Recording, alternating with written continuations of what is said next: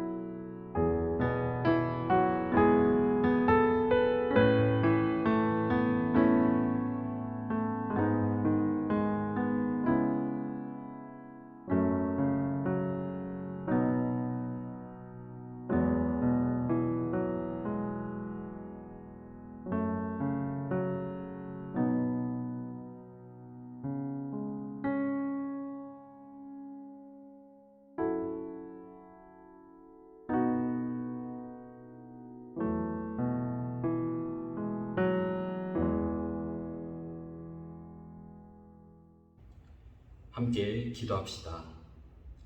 사랑의 하나님 아버지, 독생자 예수님을 이 땅에 보내셔서 십자가 보혈로 구원을 받게 하시고 저희들을 주님의 제자로 삼아 의로운 길을 걸어가게 하시니 감사합니다. 그 은혜로 한 주간 주님과 함께 동행하는 삶을 살게 하시고 주의를 잊지 않고 예배하게 하시니 감사합니다. 주님 앞에 저희의 죄를 고백할 때 용서해 주시고 간절한 소원을 기도할 때 응답해 주시며 마음을 다해 찬송할 때 기쁘게 받아주시길 원합니다. 비록 각자의 자리에서 영상으로 예배를 드리지만 주께서 함께하사 예배를 통해 굳건한 믿음을 얻어 슬픔도 두려움도 넉넉히 이길 수 있기를 기도합니다. 주님, 코로나19로 어려움을 겪는 이웃들과 함께하사 그들의 배고픔과 아픔을 돌보아 주시고 인내하며 다시 일어설 수 있는 힘과 용기를 주세요. 오늘 들려주시는 말씀에 의지하여 이 약한 세상을 능히 이기며 살아갈 수 있는 청년이 되길 간절히 바라며 예수님 이름으로 기도합니다. 아멘. 오늘 우리에게 주신 하나님의 말씀은 요한복음 20장 30절에서 31절 말씀입니다. 예수께서 제자들 앞에서 이 책에 기록되지 아니한 다른 표적도 많이 행하셨으나 오직 이것을 기록함은 너희로 예수께서 하나님의 아들 그리스도이심을 믿게 하려 하며 또 너희로 믿고 그 이름을 힘입어 생명을 얻게 하려 함이니라. 아멘. 예배에 오신 여러분들을 주님의 이름으로 환영합니다. 지난 주일에는 추석 명절로 청년 예배 영상을 한 주 쉬었습니다. 대신에 고향을 찾은 많은 청년들을 교회에서 직접 만날 수 있어서 참 반가웠습니다. 3주 전부터 우리는 성경의 어느 한 부분을 세밀히 읽고 그 속에서 은혜를 나누는 것이 아니라 성경 전체의 특징과 배경 그리고 핵심 주제 말씀 딱 한 가지만을 간략히 나눠보고 있습니다. 우리가 가지고 있는 이 성경이 66권이니까 매주일 한 권씩 성경을 본다면 대략 1년이 조금 더 걸릴 것 같습니다. 오늘은 마태, 마가, 누가에 이어서 요한복음 말씀을 나누도록 하겠습니다. 요한복음은 앞서 마태, 마가, 누가복음과 마찬가지로 예수님의 생애를 기록한 책인데요. 누가복음과는 달리 저자가 요한이라고 단정할 수는 없습니다. 다만 21장에 기록된 예수께서 사랑하시는 그 제자 그리고 이 일을 증언하고 기록한 제자가 요한이라고 추정하고 있습니다. 전승에 의하면 요한은 그의 말년에 에베소에서 설교하고 가르치며 활동을 했다고 합니다. 그리고 95년경에 도미티우스 황제 때 에베소로부터 반모섬으로 유배를 당했는데요. 그래서 일반적으로 학자들은 요한이 유배를 당하기 이전인 80년에서 90년경 에베소에서 요한복음을 기록했을 것이다 라고 추정하고 있습니다. 요한복음은 예수님이 하나님의 아들이심을 증거하기 위해서 기록했다고 분명히 밝히고 있습니다.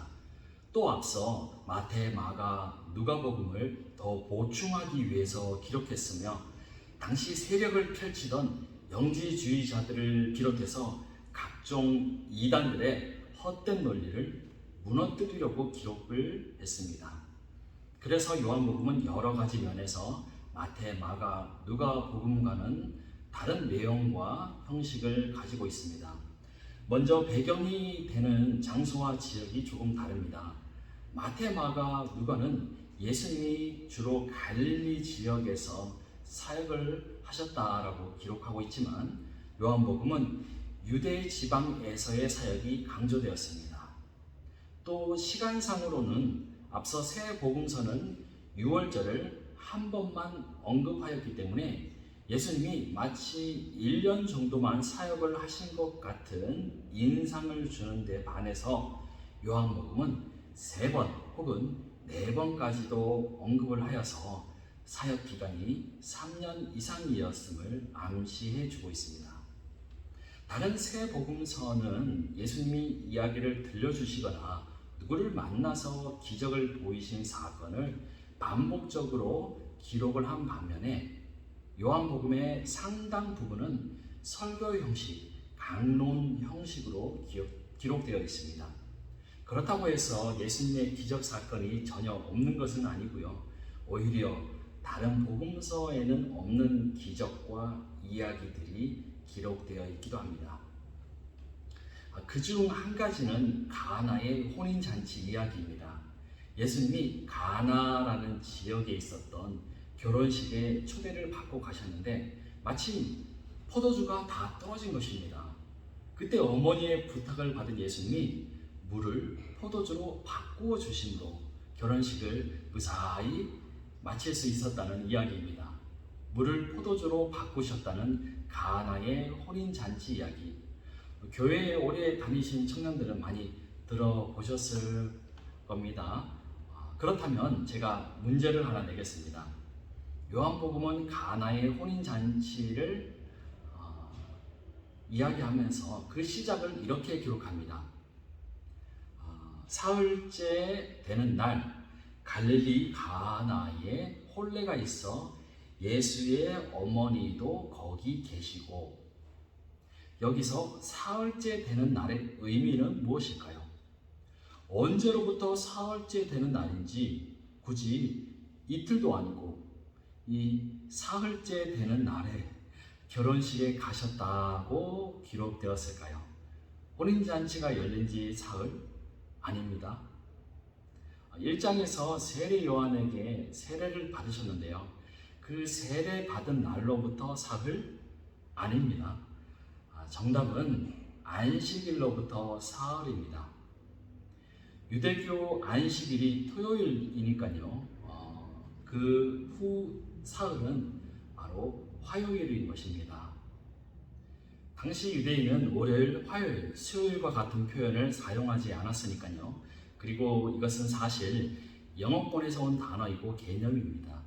또 그 안에는 다양한 신들의 이름, 즉 오딘은 웬스데이, 토르는 썰스데이와 같이 그리스 로마 신들의 이름이 요일이라는 단어로 바뀐 것입니다. 그와는 달리 유대인들은 안식일을 기준으로 첫째 날, 둘째 날, 셋째 날이라고 표현하는 것이지요. 사흘 되던 날, 즉 셋째 날은 천지 창조의 기사의 관점에서 본다면 바다로 덮여있던 지구에서 물이 한 곳으로 모이고 육지가 드러난 날입니다. 그래서 셋째 날은 고대 이스라엘 민족에게는 최고의 기쁨이 있는 축복의 날, 즉 결혼하기 딱 좋은 날이었습니다. 다시 돌아가서요. 요한복음은 또 이러한 특징이 있습니다. 다른 복음서들은 예수님의 가르침이 하나님의 나라에 중점을 두고 있는데 반해 요한복음의 강론들은 예수님과 하나님과의 관계, 또 예수님과 인간과의 관계, 그리고 부활과 영생이라는 주제에 집중하고 있습니다. 그래서 다른 복음서에는 없는 나사로를 살리신 이야기, 나사로의 부활 이야기가 11장에 기록되어 있습니다. 마르다와 마리아 그리고 나사로, 이들은 형제 관계였습니다. 예수님이 사랑하시고 아끼는 이들이었지요. 어느 날 예수님은 나사로가 죽을 병에 걸렸다는 소식을 들으셨지만 병자를 보는 즉시 고쳐주시던 그 평소 모습과는 달리 가시지 않는 겁니다. 반나절이면 도달할 수 있는 거리에 계셨지만 예수님은 나흘이나 뒤늦게 그곳에 가셨습니다. 이미 나사로가 죽은 뒤에 말이지요. 나사로의 누이 마르다와 마리아는 너무나 슬픈 나머지 예수님을 원망하며 울부짖었습니다. 여러분, 예수님이 왜 그렇게 하셨을까요? 사랑하는 사람에게 더 잘해줘야 하는 거 아닌가요? 이에 대해서 예수님은 이로 말미암아 너희가 믿게 될 것이다 라고 하신 예수님의 말씀을 기록하고 있습니다. 또 예수님은 울고 있는 마르다를 위로하시며 이렇게 말씀하셨습니다. 나는 부활이요 생명이니 나를 믿는 사람은 죽어도 살고 살아서 나를 믿는 사람은 영원히 죽지 아니할 것이다. 네가 이것을 믿느냐? 아멘. 그리고 나사로의 무덤 앞에서 하늘을 향해 기도하십니다. 아버지, 내 말을 들어주신 것을 감사드립니다. 이렇게 말씀드리는 것은 그들로 하여금 아버지께서 나를 보내신 것을 믿게 하려는 것입니다. 예수님은 무덤을 향해 소리치십니다. 나사로야, 나오너라. 그러자 죽었던 나사로가 죽음에서 깨어나 스스로 무덤을 나왔다고 요한복음은 기록하고 있습니다. 나사로의 이야기는 요한복음의 주제를 관통하고 있는데요. 그것은 예수님은 부활하셨고 영원한 생명을 나사로와 같은 우리 인간에게도 허락하셨습니다. 그 영생의 소망을 얻기 위해서는 예수님의 이름을 믿어야 한다. 예수님의 부르심에 응답해야 한다는 것입니다. 마지막으로 제가 여러분과 나누고 싶은 요한복음의 특징 한 가지는 나는 이다라는 말씀입니다. 예수님은 6장에서 떡 5개와 물고기 2마리로 5,000명의 사람들을 먹이신 후 이렇게 말씀하십니다. 나는 생명의 떡이다.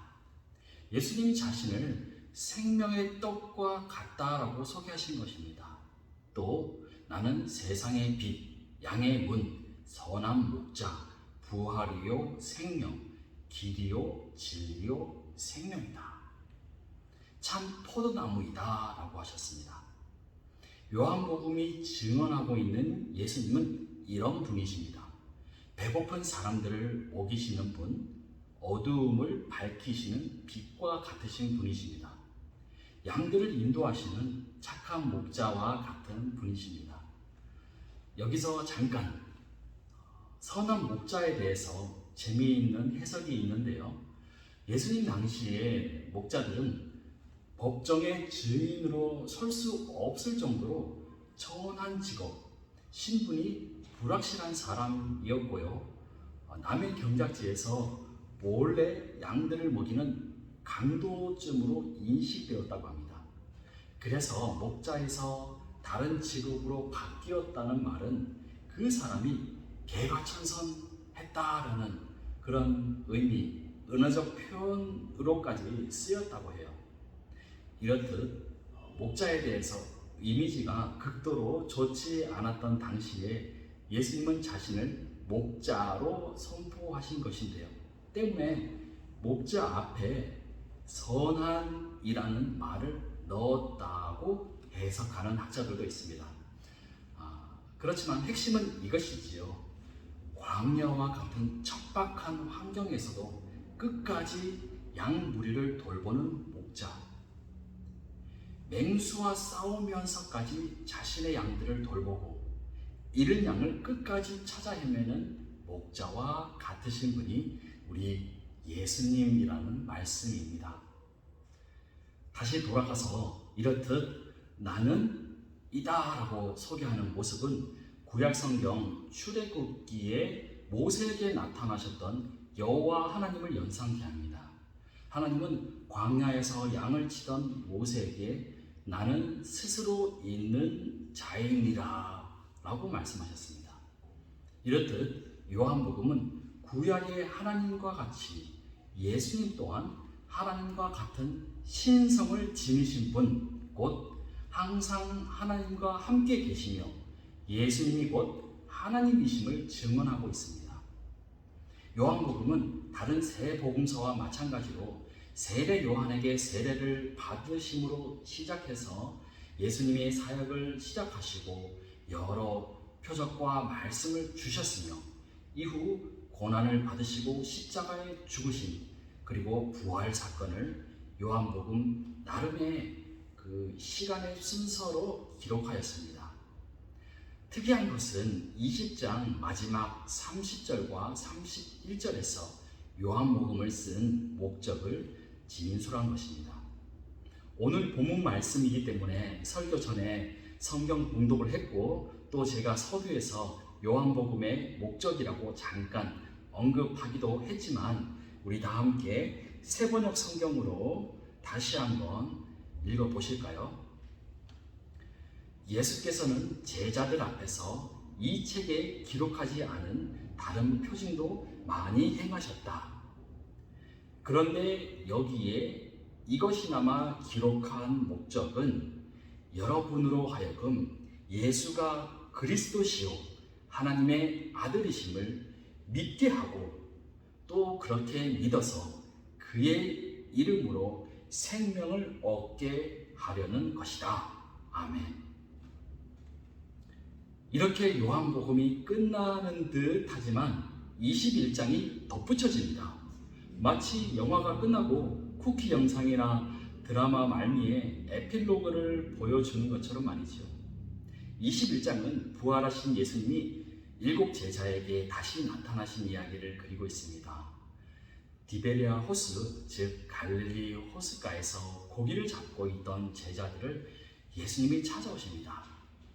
그들은 예수님이 당부하신 제자로서의 삶을 뒤로하고 물고기를 잡는 어부의 삶으로 돌아갔습니다.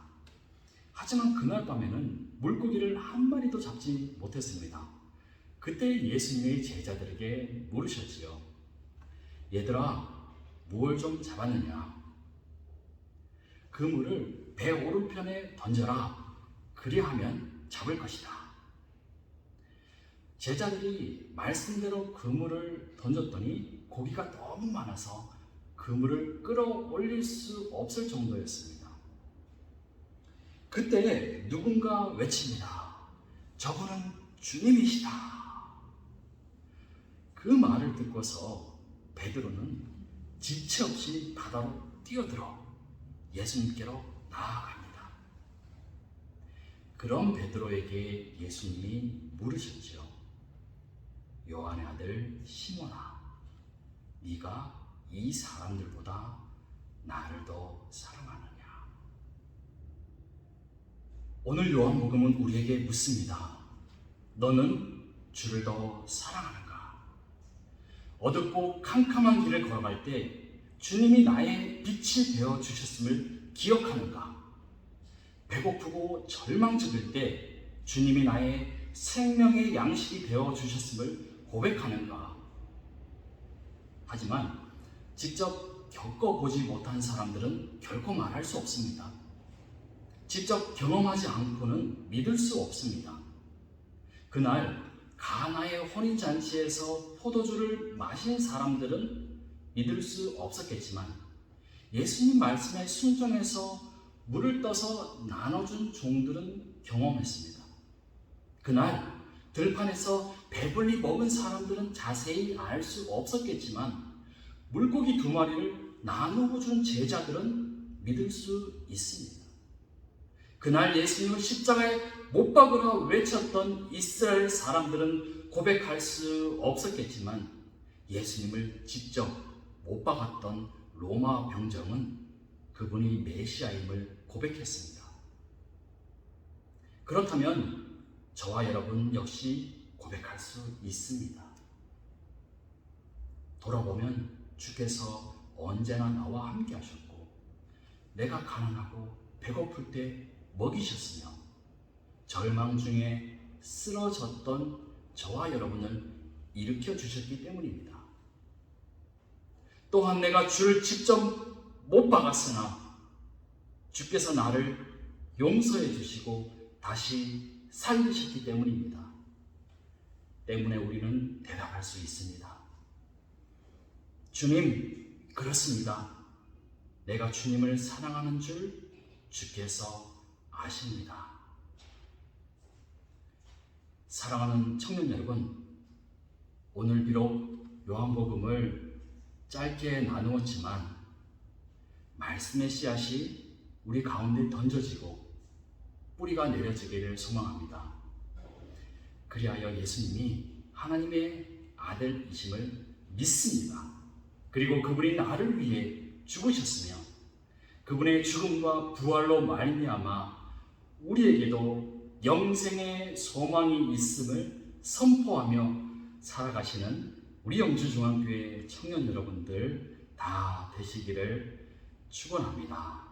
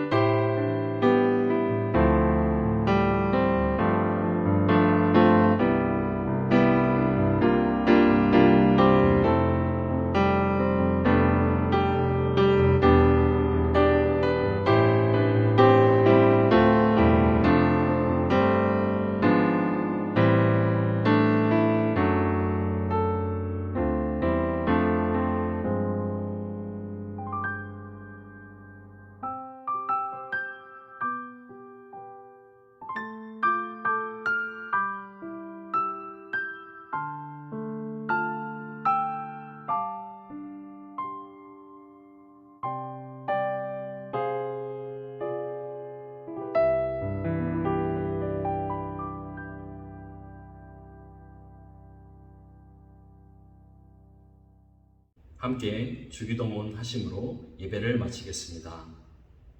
하늘에 계신 우리 아버지, 아버지의 이름을 거룩하게 하시며 아버지의 나라가 오게 하시며 아버지의 뜻이 하늘에서와 같이 땅에서도 이루어지게 하소서.